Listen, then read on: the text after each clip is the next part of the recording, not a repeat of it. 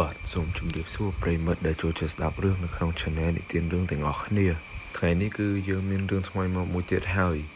តែមុននឹងយើងចូលទៅដល់សាច់រឿងសូមអ្នកទាំងអស់គ្នាជួយចុច Like Subscribe និង Share ទៅឲ្យមិត្តភ័ក្តិនិងក្រុមគ្រួសារអ្នកទាំងអស់គ្នាបានស្ដាប់លេងកម្សាន្តផងអញ្ចឹងកុំបង្អន់យូរយើងចូលមកដល់រឿងយើងតែម្ដងទៅអញ្ចឹងគឺមានអ្នកកាមេរ៉ា freelance ម្នាក់នៅភ្នំពេញយើងហ្នឹងនៅម្ដុំផ្សារអូស័យហ្នឹងគឺ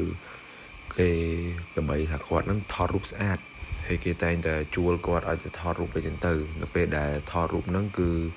គាត់អាសាប្រាប់ភ្ញៀវថាកុំសូវអញ្ញឹមធំពេកបន្ទាប់មកក៏គាត់បានជួបគ្រោះថ្នាក់ចរាចរណ៍ហើយឡានបុកគាត់នឹងស្លាប់ឡានបុកគាត់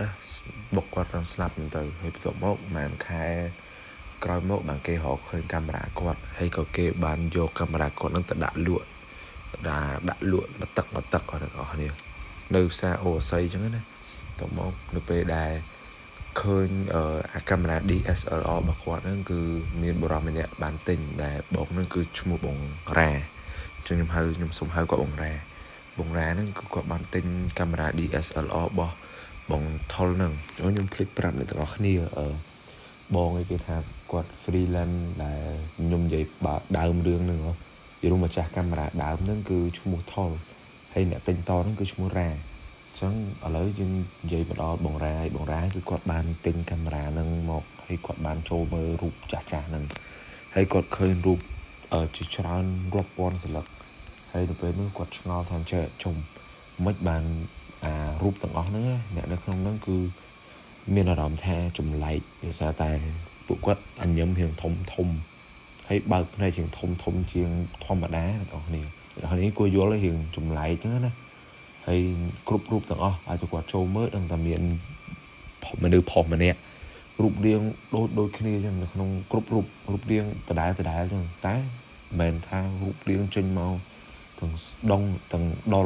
លលេងទាំងអស់នេះគឺចេញមកលក្ខណៈរៀងព្រិលនៅខាងក្រោយហើយខាងរៀងស្ដាំយល់គ្រប់រូបភាពគឺឃើញម្នាក់ប្រុសហ្នឹងគឺឈរនៅហ្នឹងហើយនៅពេលនោះគឺបងមករាអ្នកទាំងអស់គ្នាបងមករាហ្នឹងគឺគាត់អត់ខ្វល់ច្រើនដែរគឺគាត់បានដោះmemory ចាស់ហ្នឹងគឺគាត់បានដោះmemory ចាស់ហ្នឹងគឺបោះចោលទៅហើយក៏គាត់ដាក់ memory ថ្មីចូលមកនៅពេលនោះក៏គាត់បានគេងមកគឺគាត់ងើបមកវិញគឺគាត់បានមើលកាមេរ៉ាហ្នឹងពេលគាត់មើលហ្នឹងគឺគាត់ឃើញថាមានរូបរាប់រយស្លឹកមិនថា100វាប្រហែល80ទៅ90ស្លឹកចុះគាត់អត់បានរាប់ដែរតែគាត់ដឹងថាច្រើនអាចដល់100ឬក៏ក្បែរ100ស្លឹកហើយគ្រប់រូបទាំងអស់គឺឃើញគាត់ហ្នឹងគេងហើយមានមនុស្សប្រុសដដែលហ្នឹងគឺឈមមើលគាត់ហើយអ្នកនរគ្នាគិតមើលណាគេមើលគាត់ទៅបើគាត់គេងបែរហ្នឹងហើយមកបន្ទប់ហ្នឹងគាត់នៅតែឯងហ្នឹងចឹងទៅហើយបានប្រហែលខែក្រោយមកក៏បងមករាហ្នឹងគឺគាត់បាន